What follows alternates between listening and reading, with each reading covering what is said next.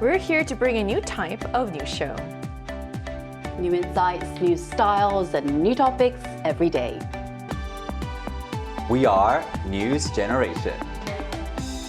Bringing news just for you. It's Thursday, December 18th here in Seoul. I'm Lee Soo-jin, and this is News Generation. Joining us today is Chun. Happy Thursday. Happy Thursday, and also Fabulous with us. Lovely to be here. Both are here to speak on behalf of people in their 20s and 30s. So we're almost at the end of the week, and you can feel it, that familiar shift as the pace slows and people start thinking about the weekend. So it's a perfect moment to step away from the headlines for a bit and talk about something more cultural and personal. So in Korea, there's one traditional outfit that carries centuries of history and symbolism, but isn't part of everyday life for most people. So Chun, when was the last time you wore a beautiful hanbok like this? Well, I think it was a couple of weeks ago. I hosted an international Okay. event. Yet, I am planning to wear another one next week Oh, for that's a foreigners lot. teaching Korean. That is indeed. And I've worn it at lots of events, occasions, especially when clients requested it. And often it's something that I suggest first myself.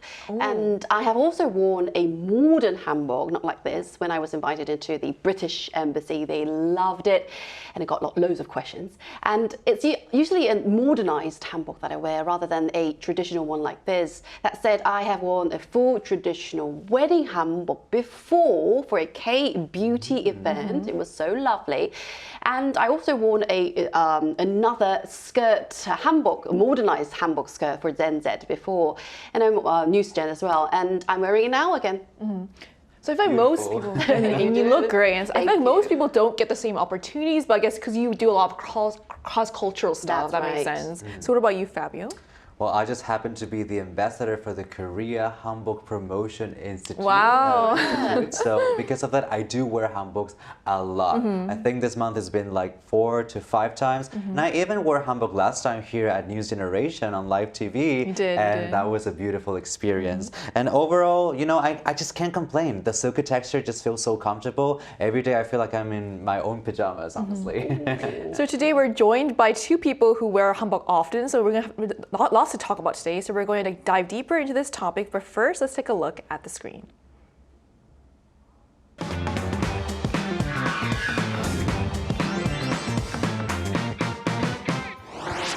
Every country has traditional clothing that tells a story.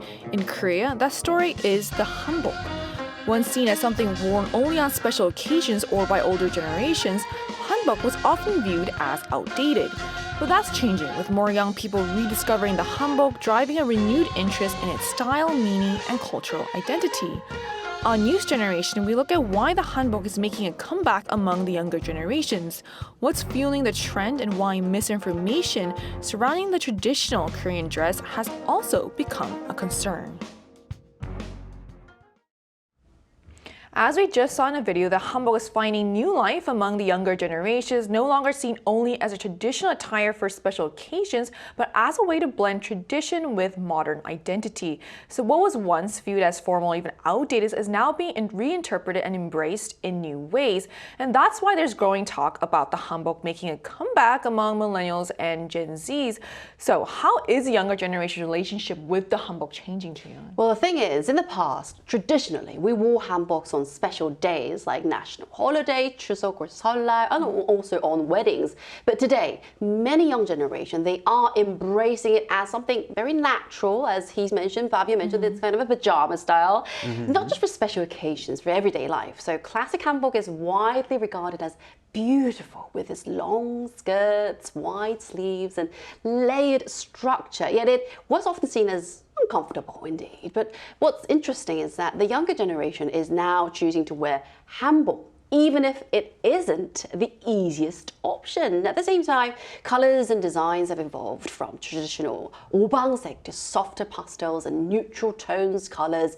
FYI, 오방색 refers to 5 traditional Korean colors symbolizing balance and harmony. It actually makes hanbok far more wearable in everyday settings. So it's no longer about tradition versus trend, it's about expressing your identity beautifully. So past meets personal style. You can see why it's gained so much popularity. And this popularity isn't just among locals, also it's popular among also foreigners as well.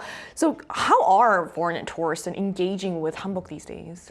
Well, for foreigner tourists to wear a hanbok and take pictures at a palace is a must-do course here in South Korea. And while we look at the graph right now, we can see that the number of visitors that were wearing hanbok at the Gyeongbokgung Palace, one of the most famous palaces here in the center of Seoul, has been increasingly rapidly since 2022. And this is because the hanbok allows you free admission to the palace. And at the same time, the best part is that you have lots of variety from traditional garments to more modern reinterpretations of the hanbok. So there's a lot of options. And at the same time, for women, you also have special hair services, like for example, braiding, or also using a tengi, which is what Julian is wearing right now, which is beautiful. And we also have the traditional male hat, which is the kat. This is a horsetail hat that is very popular. And it was actually, well, it was a point of discovery for a lot of Westerners in the 19th century. And nowadays, for a lot of young people, it becomes a very interesting element because of its popularity from Sajaboiz in K-pop Demon Hunters. So it goes to show that a lot of Hanbok-related elements are becoming more and more popular worldwide for foreigners too.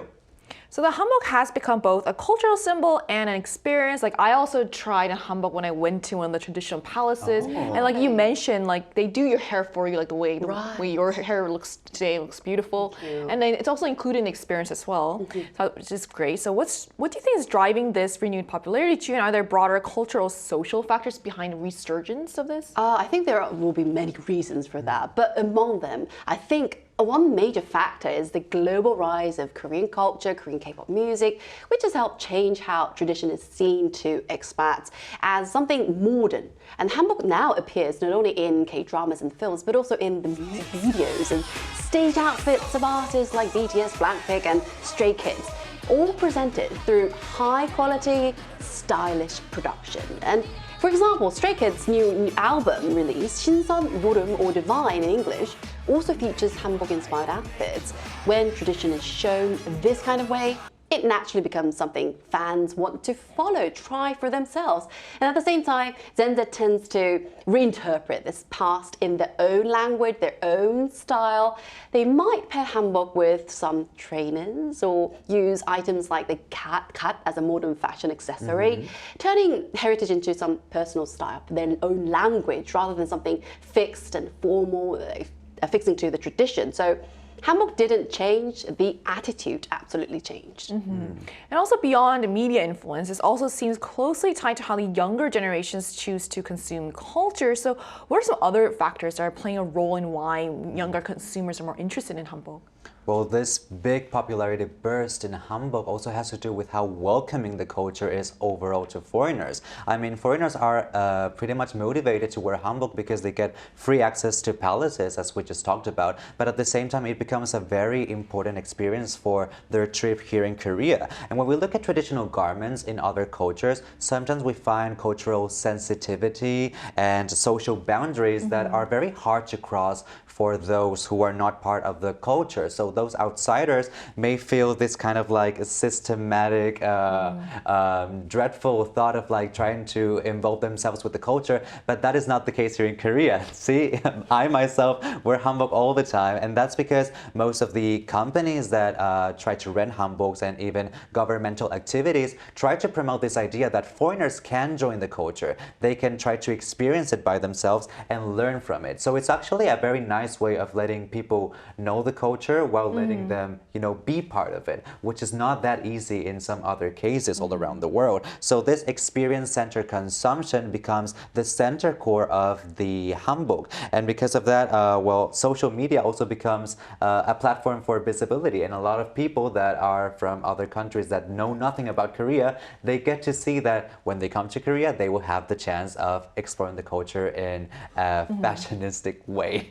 So in this sense, I guess hanbok isn't just clothing, it's become a meaningful experience, something people can feel, remember, and share. So this shows how the Hanbok's revival is closely tied to broader shifts in consumption, from owning things to valuing experiences and cultural meaning. So we also asked on the Arirang News YouTube channel, what do you think is the charm of Hanbok? So here's what the results showed. The overwhelming majority pointed to its embodiment of traditional Korean beauty, accounting for 75% of responses. Vibrant colors followed at 20%, highlighting the Hanbok's visual appeal, while a smaller number cited its diverse accessories at 3%, and only 2% mentioned other factors. So what stands out to me here about the results is just how strongly the hanbok is associated with traditional Korean beauty far more than any single design element. And the results also suggest that for most people, the appeal of hanbok goes beyond just colors or accessories. It's the overall sense of Korean identity and heritage that matters most. And to hear a first-hand perspective on this, we'll be speaking with a hanbok designer who's helping shape how tradition meets modern style today. And that conversation will come right after the break, so don't go anywhere.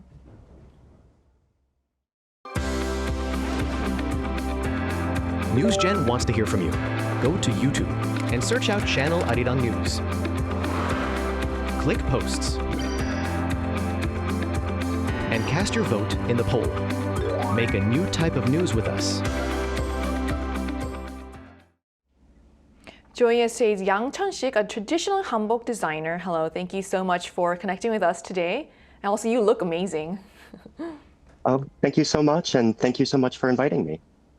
So I understand that you wear hanbok as part of your daily life. So what first motivated you to do that? What inspired you to begin this?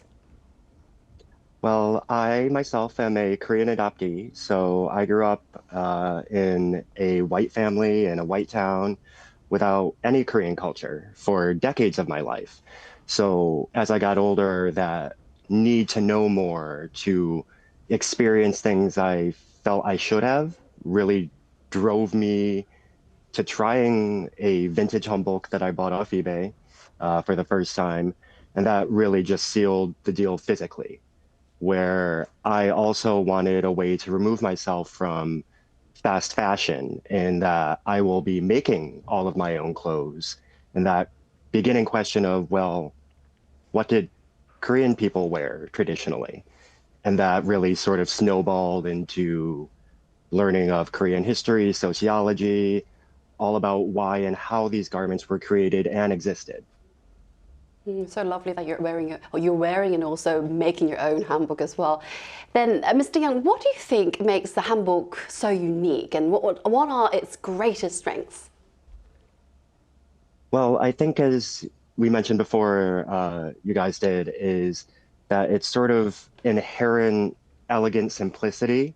I think just really is a resonating factor, along with what the silhouette primarily of Joseon that we sort of associate with hanbok inherently.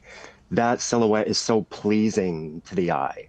And what designers, modern and traditional, what we get to play with allows for such a range of modern traditional, or extremely modern with traditional reference.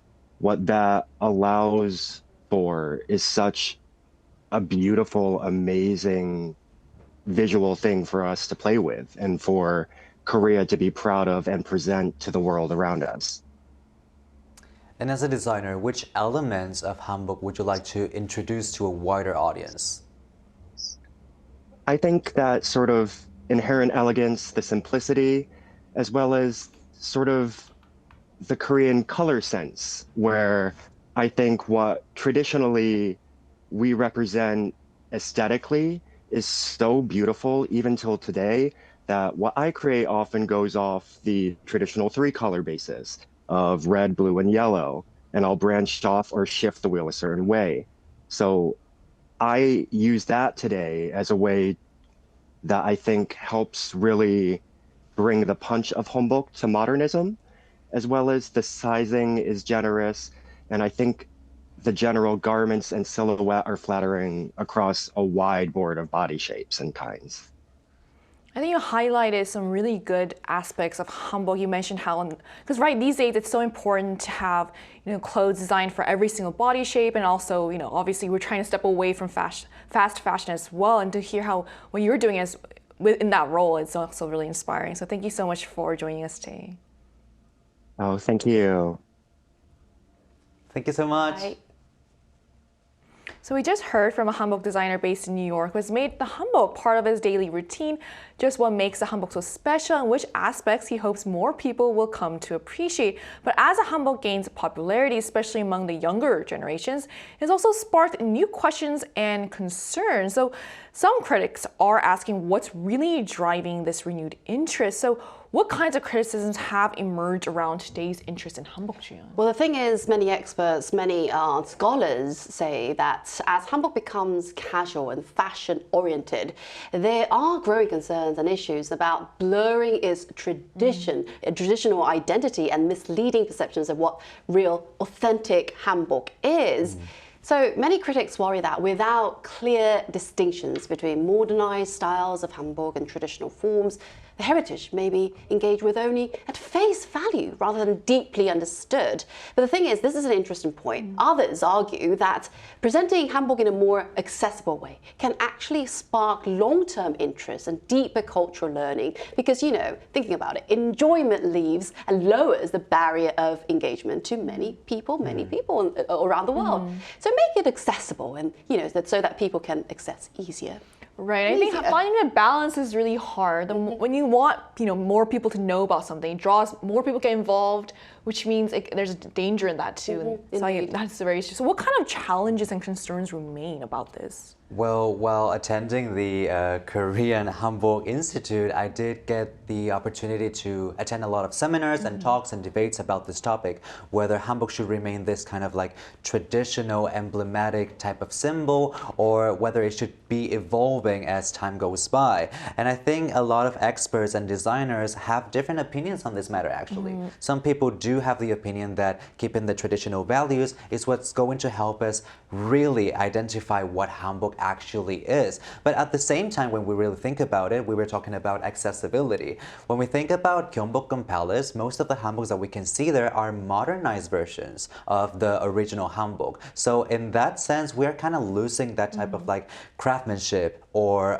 very important symbolism that actually hanbok carries. So some experts are actually kind of against this idea of taking hanbok to a place where everyone can access it, but at the same time lose its real essence. But on the other hand, there's others that do argue that without evolution, there is just no constant change. And that's all about, human nature is all about evolving and shifting our values. And so with hanbok too, we need to be able to take those elements and elevate them to a new level, to a new type of charm that is more in touch with today's standards. And so because of that, even some designers are using artificial intelligence or some other tools to create hanbok in new ways that were never seen before. And so I do think that we need to be able to understand the values and the symbolism to know what hanbok truly is. But at the same time, we cannot remain static. We see Blackpink with their costumes and their performances. We see K-pop Demon Hunters.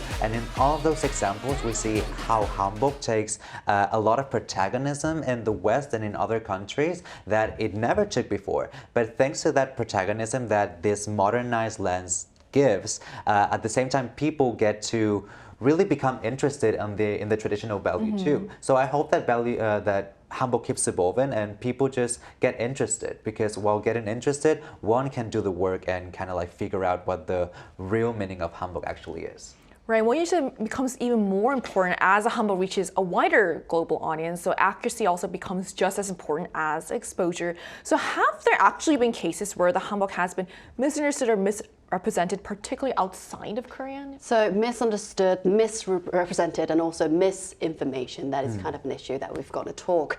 Well, there was controversy after a Korea village overseas. They promoted non-traditional outfits as Hanbok, this was a case that showed how inaccurate designs at a Korean culture event can confuse that is global audiences. So the so-called fusion hanbok incorporated foreign elements were worn incorrectly. For example, the chogori was used as a decorative ribbon instead of being properly tied like us at the front. And similar confusion has also appeared online as well. And I think you have read this article before.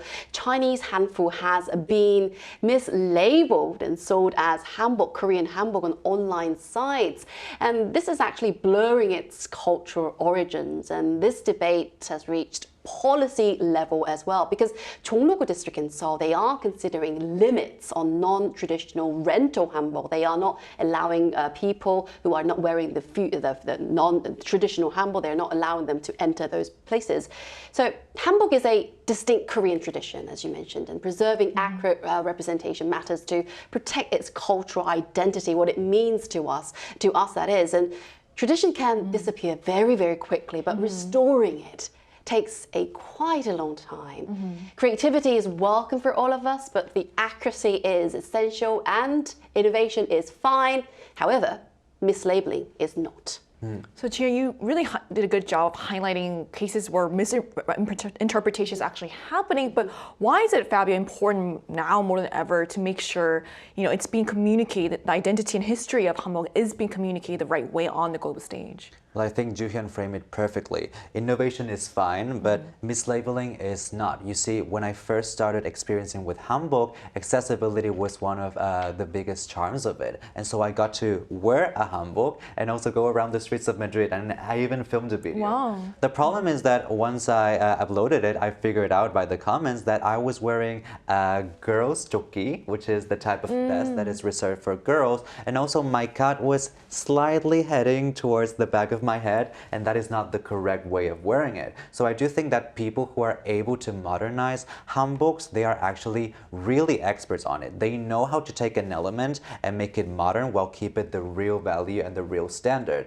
When we lose that kind of value or standard, we have a shift. The real essence of hanbok is lost, and we want that identification. So in order to do that, we need to be aware and educated on the matter. Without that, we cannot really understand how hanbok is actually worn and the meaning that goes behind it. When we think about other countries, we have other problems like cultural appropriation and the fact that people from other cultures engaging with the garments can sometimes be problematic. In Korea, we have the opportunity as foreigners to engage with the culture, but while doing so, not only do we have to be respectful, but we have this responsibility of understanding what everything means. Without that kind of knowledge, we cannot really approach it with an open heart. So I think what you said also echoes kind of what Mr. Yang said earlier about how, when he started designing hanbok, he also studied the history of Korea and the meaning behind it to make sure he was right, accurately portraying and designing hanbok. Exactly. So I think what you said is really true. So hanbok may be rooted in tradition, but its future is clearly being shaped in the present by how it's worn, shared, and understood. So this renewed popularity of hanbok brings both opportunity and responsibility, a chance to keep tradition alive and a reminder of the importance of understanding of where it comes from. So that brings us to the end of today's episode of News Generation. But News Gen will be back tomorrow at 10:30 a.m. Korea time with more stories and discussions. A big thanks to Joo-hyun. Thank you for having me. For coming in, also Fabio. Lovely to be here again. And to our viewers, thank you so much for joining us today, and we hope you have the best day. We are News Generation.